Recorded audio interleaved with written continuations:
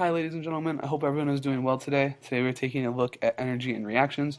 Right up front, we have some information on potential energy. Potential energy is abbreviated PE. Potential energy is the substance that the energy a substance has because of its position. To help us explore this, we have three springs right here. The first spring is a relaxed spring, so that's just as if the spring was sitting on your desk. Figure 2 is a stretch spring, so again you have your two hands, they pulled it apart. And then figure 3 is a compressed string, you have your two hands, they pushed it together. One thing's worth saying is that the stretch spring and the compressed spring have the same amount of energy. So it took the same amount of energy to stretch the string this far as it took to compress it that far. Knowing that will help you a lot answering the first four questions. When you're working on question 2, have fun with the second part. I am going to ask people to share some of their ideas in class. So when we come to question 5, I think question 5 is where it gets a little tricky. You're asked to pick which diagram best depicts the potential energy of the spring. So a couple things worth noting is on the y-axis we have potential energy. Remember, on the y-axis it goes from low to high.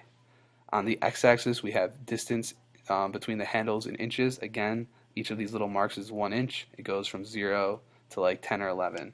The same holds true for diagram B and diagram C. To help us when we are analyzing these diagrams, I have our springs right here. So I hope you figured out that the relaxed spring had low potential energy, that the stretch spring had high potential energy, and that the compressed spring had high potential energy. So when we're looking at these graphs, the first graph tells us that when the distance is low and when the distance is high, you have low potential energy. So compare that to the springs. Is that what we see? Next, when we look at diagram B, it tells us that when the distance is low and the distance is high, we have high potential energy.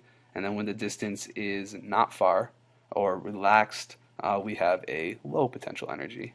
And then if we look at diagram C is very random. There is no trend here to make sense of, so we can immediately cross off diagram C.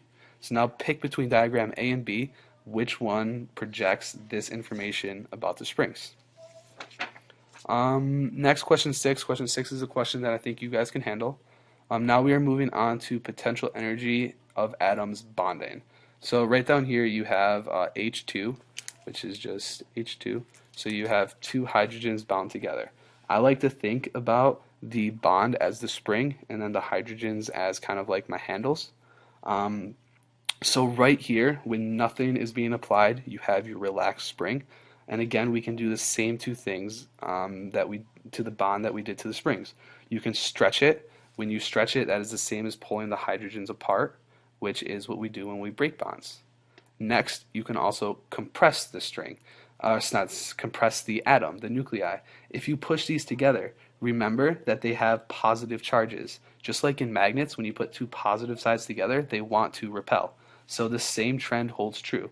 It takes energy to stretch it, and it takes energy to compress it. Because remember, the bond wants to be held together, so it takes energy to break it. And then remember that because they have positive nuclei to compress them, they want to repel each other. So again, it takes energy to push them together. That information will help you get through the first couple questions, help you get through 7, 8, and 9. When we come to question 10, we have another graph to look at. So when we're looking at this graph, it's the same holds true. On the left, we have potential energy, and it goes from low to high. And then the distance is, again, from about 0 to 10 or 11. When you're thinking about the first part, which of the graph represents two atoms before they have bonded, just remember that atoms have tons of energy before they bond because they are alone and they are trying to bond. So which part on this graph has the highest energy? Next, remember part B. So it's asking us which point on the graph represents two hydrogens after they have bonded. So remember, after two atoms have bonded, they are relaxed. Which part of the graph shows like the same as the relaxed spring, which has low energy? And then part C, it says, according to the graph, in order to separate two atoms, they need to gain or lose energy? Remember, this is the same as stretching the spring, so it would be like stretching the atoms apart Does that take energy to do, or do they want to do it on their own? And then part D, I want you guys to work on part D by yourself. I do want to see what you guys think.